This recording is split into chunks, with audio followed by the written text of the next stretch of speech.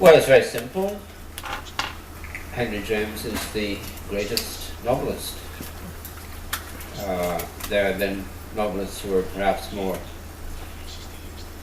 intellectually gifted than he, but as a pure novelist, he is the one. He left us at least half a dozen absolute masterpieces. So why wouldn't I try to emulate him? Why wouldn't I try to go one better? I refer to the Portrait of a Lady as the prequel to my book. He is a superb artist, and of course in my arrogance, my probably stupidity, I decided to finish the book, because the Portrait of a Lady really isn't finished. He saw that himself. Henry James in his notebooks thought on at least two occasions of writing the sequel to it, but didn't do it because he had other things to do, so I did it for him.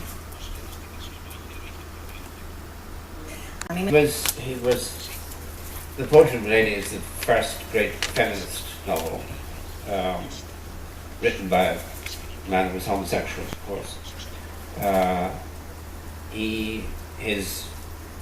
All his friends, all his best friends were women.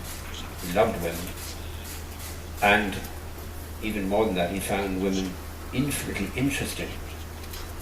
And that's something I have in common with James. I regard men as unendurably boring. I always say that my idea of hell is an endless dinner party with just men, all talking nonsense and talking about themselves and saying how wonderful they are. One woman would turn it to paradise. So my book, my sequel to the prequel, is driven by women. It's driven by, I hope, women's sensibility. I flatter myself that I was always a feminist from childhood on. My mother was a very strong woman, probably too strong, but she taught me about freedom and self-assertion. She taught me what it is to be human. My father was a delightful man, but he said, well, I don't have any responsibility here, as all Irish men did in those days and probably still do.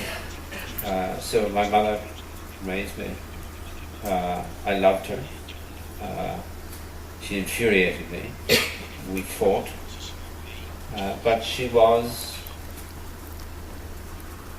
it just occurred to me now, she was the Isabel Osmond, the Isabel Archer of my early years.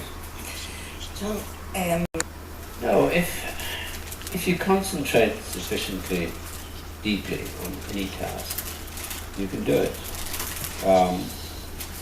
I wrote a lot of it when I was teaching at the University of Chicago. And I was living on campus. And any of you who have not been there, I can tell you, the campus at the University of Chicago, there is nothing to do. There are no bars, no restaurants, no anything, except lots and lots of students. So I wrote and I wrote and I wrote, and I sank into myself. Concentration is such a strange thing. To concentrate deeply is to have an out-of-body experience. I ceased to be myself when I was writing this book. Sometimes I would lean away from my hand writing, I would look at it from a distance. Well, first of all, the man that she sees in the dining room of the hotel is Henry James, of course. So you hadn't spotted them. He's come to check on how she's doing and how I'm doing. Come here. But it's funny you should mention the erotic aspect of writing. I think more and more, I suppose, as I get older and older and the erotic gets further and further away from me, I do think that it is a kind of, there is something erotic, there's something sexual. I was doing a question and answer session like this in Ireland, and somebody pointed out that the first paragraph of this book is really an orgasm. And I went back and read it, and I thought, yes, it is in a way. It moves in that way that it becomes more and more dense and more loses itself, and then it's resolved. I didn't intend that, of course, but I do think more and more that this is especially true of music. Listen to music, it is intensely erotic. And so this is my latest theory of art, is that it's all based in the loins. It's all based in the erotic. I wanted Isabel to have a life. I wanted her to have a sensual life. When Henry James wrote the prequel in the 1880s, most things could not be said. You couldn't talk about sexuality. He had subtle ways of doing it, and they're wonderful. But I wanted to give her a passionate life. Let's leave out the erotic or the sexual. I wanted her to have a passionate life, because in the Portrait of a Lady, what she lacks in her life is passion. She makes the great mistake of marrying a very dried up dilettante, and she needs to have a life. Henry James said that he wanted to portray a woman who was affronting her fate. Wonderful phrase.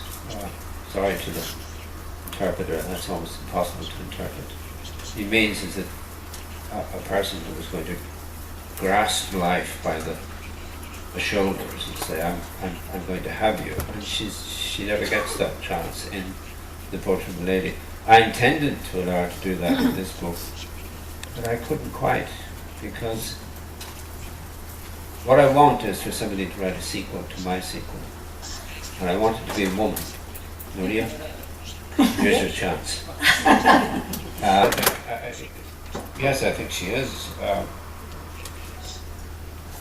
Perhaps without realizing it, she is a feminist hero. That was certainly how I read her when I read the book first, when I was in my 20s.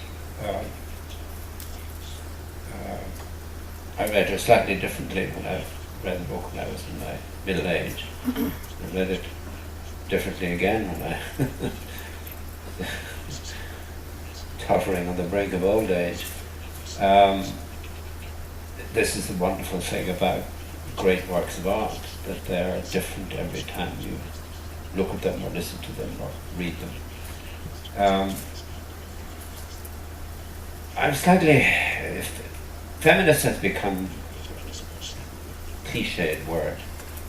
I would rather say that she fulfills her life. Or at least that's her aim, to fulfill her life.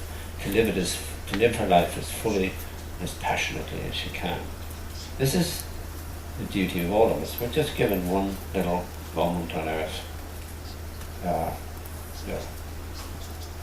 60, 70, 80 years. It's not even the blink of an eye in terms of the time of the universe. But while we're here, it is so much, as the poet Rilke says, being here is much. Because being here is much, and because being here, it's the things that are here require us and seem to concern us the most fleeting of all. Sorry again to the interpreter. He's talking about the duty that we have to use our mind and to live as well as we can. And that's what she's doing. And it's not just women who do that. Men are supposed to do it.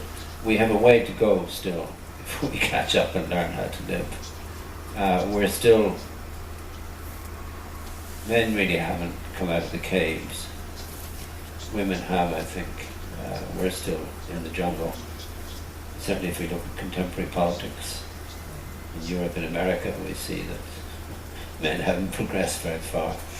But women have a great lesson to teach us in how to live. And that was James's great theme throughout all of his books. As Lambert Struthers, one of the characters in... sorry, Henry.